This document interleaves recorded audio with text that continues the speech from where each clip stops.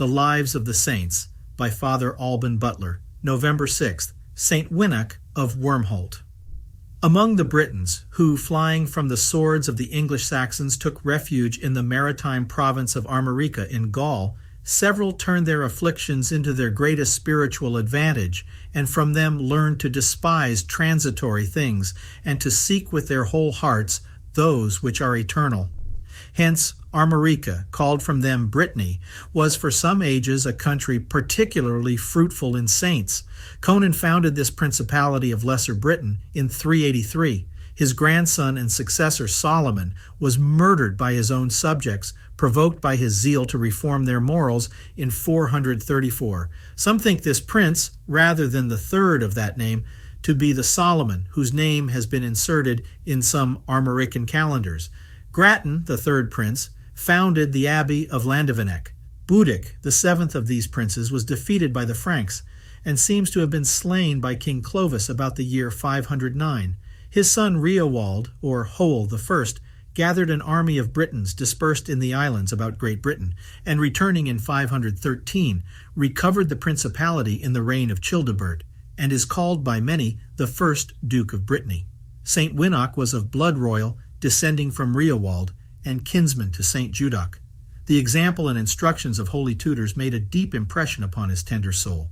He learned very early to be thoroughly sensible of the dangers, instability, and emptiness of all worldly enjoyments, and understood how great watchfulness and diligence are required for a Christian to stand his ground and daily to advance in virtue. The most excellent precepts which a person has received from his masters in a spiritual life become useless to him if he ever thinks himself sufficiently instructed, and ceases to preach these important lessons over and over again to himself, and to improve daily in spiritual knowledge and sentiments by pious attention and assiduous earnest meditation. Winoc was careful by this method to nourish the good seed which had been sown in his soul. In company with 3 virtuous young noblemen of his country, he made several journeys of devotion, in one of which he visited the new monastery of Sithiu or St. Peter's, now Saint Bertin at St. Omer, and was so edified with the fervor and discipline of the monks and the wisdom and sanctity of the holy abbot Saint Bertin, that he and his 3 companions all agreed to take the habit together. This they did, not in 660, as Mabillon conjectured, but later than the year 670, perhaps nearer 690. Saint Winoc's 3 companions were Quedan, Ingano, and Madoc. The edifying lives of these servants of God spread an odor of sanctity through the whole country, and the Chronicle of Saint Bertin testifies that Saint Winoc shone like a morning star among the 150 fervent monks who inhabited that sanctuary of piety. It was judged proper to found a new monastery in a remoter part of the vast diocese of Terouenne, which might be a seminary of religion for the instruction and example of the inhabitants of that part of the country.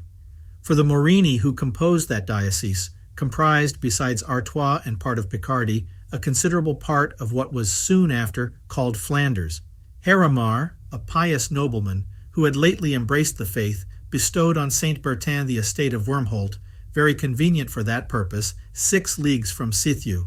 Saint Bertin sent thither his 4 illustrious British monks to found a new monastery, not in the year 660 as Mabillon imagined, but some years later, Stilting says in his Life of Saint Bertin, in 690. Mabillon tells us from the traditionary report of the monks that Saint Winoc first led a solitary life at Groenberg, where the monastery now stands, but no mention is made of this in his life.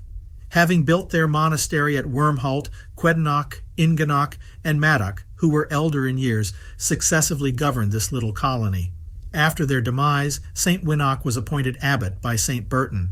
He and his brethren worked themselves in building their church and cells, together with an hospital for poor sick, for nothing in their whole lives was more agreeable to them than to labor for His service of God and that of the poor.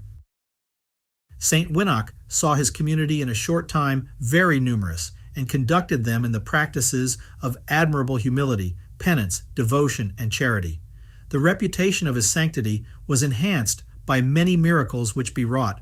Such was his readiness to serve all his brethren, that he seemed everyone's servant, and appeared the superior chiefly by being the first and most fervent in every religious duty.